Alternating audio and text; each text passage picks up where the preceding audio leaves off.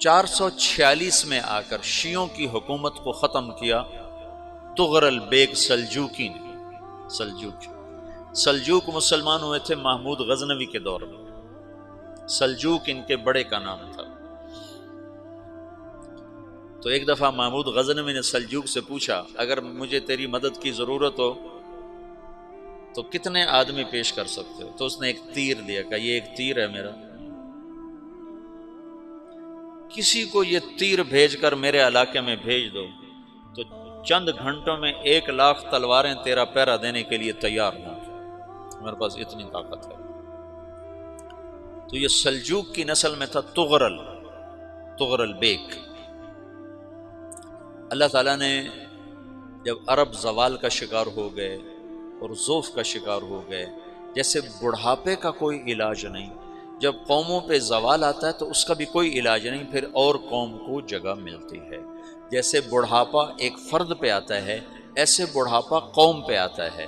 قوم کا بڑھاپا جوانی میں نہیں لوٹ سکتا، جیسے فرد کا بڑھاپا جوانی کی طرف نہیں لوٹ سکتا، قوم کا بڑھاپا جوانی کی طرف نہیں لوٹ سکتا، کوئی علاج نہیں، نئی نسل کا آنا ہی علاج ہے۔ تو عرب دھل چکے تھے، 600 سال بہت ہوتے ہیں حکومت کو، اپنی صفات گم کر چکے تھے، اب نئے خون کی ضرورت تھی۔ تغرل بیگ پہلا شخص تھا جس نے آ کر اہل سنت والجماعت کو استحکام بخشا، شیعوں کی حکومت کو ختم کیا، بغداد سے، شام سے، ان سارے علاقوں سے۔ صلاح الدین ایوبی نے اسماعیلی شیعہ کی حکومت کو ختم کیا، مصر۔ العاضد ان کا آخری خلیفہ تھا۔ صلاح الدین ایوبی نور الدین زنگی رحمۃ اللہ علیہ کا پروردہ تھا، اس کا دوست تھا، اس کے دوست بھی تھا، بچہ بھی تھا اس کے سامنے، زیادہ لکھنے پڑھنے کا شوق تھا۔ پھر اللہ تعالیٰ نے اس سے کام لیا اور اس کو مصر کا گورنر بنا کے بھیجا، مصر کی مدد کے لیے بھیجا۔ تو وہاں اس نے صلاح الدین ایوبی نے وہاں ختم کیا، تغرل بیگ نے یہاں ختم کیا۔ تو پھر سلجوک جو تھے نا یہ اقتدار میں آئے، ادھر ختم ہو گئی سلطنت بنو عباس کی، مصر ایک چھوٹی سی ترکوں کی سلطنت۔ تو اللہ تعالیٰ پھر مرکزیت کے لیے ایک نظام چلایا، دو لشکر آپس میں لڑ رہے ہیں ایک میدان میں، ایک جنگلی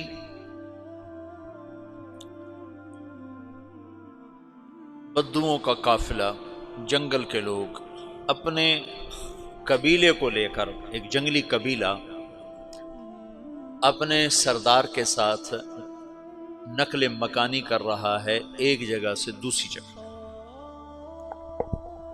اللہ کا نظام کہ یہ لوگ چلتے چلتے چلتے اس وادی میں پہنچ گئے جہاں جنگ ہو رہی ہے، دو لشکر آپس میں لڑ رہے ہیں۔ جب یہ وہاں پہنچتے ہیں تو ایک لشکر کے قدم اکھڑ رہے ہیں اور دوسرا غالب آ رہا ہے۔ ان کو نہیں پتا شکست کھانے والے کون ہیں اور فتح پانے والے کون ہیں، ان کو نہیں پتا۔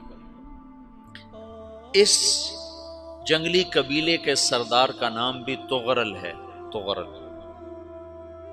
تو یہ سردار کہتا ہے جو شکست کھا رہے ہیں ان کی مدد کرو، کچھ پتہ نہیں کون ہے، کہتا جو شکست کھا رہے ہیں ان کی مدد کرو۔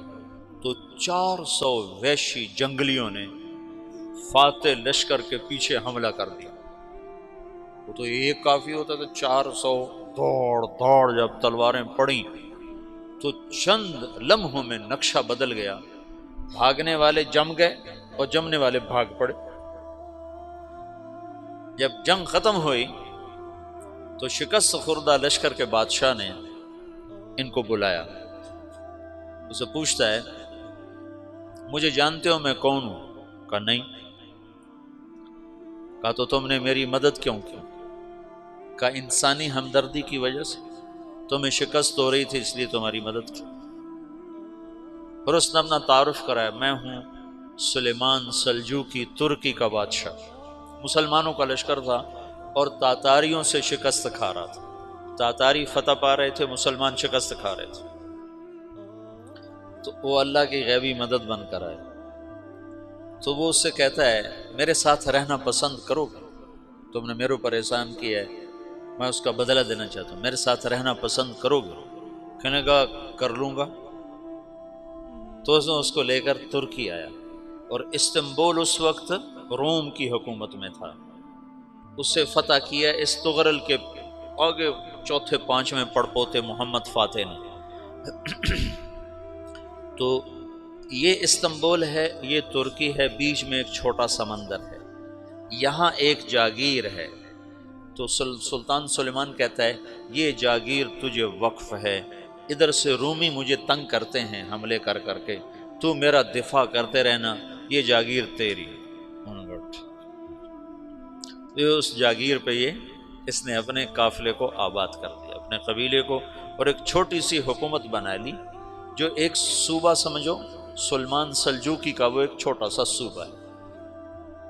وہاں جب یہ رہ پڑا تو پھر یہ ایک شیخ کے بیت ہوتا ہے، وہاں شیخ طریقہ ہے، ان کے یہ بیت ہونے جاتا ہے، وہ اس کو رات اپنے پاس ٹھہراتا ہے، تو ایک کمرے میں ان کو ان کا خادم ٹھہراتا ہے۔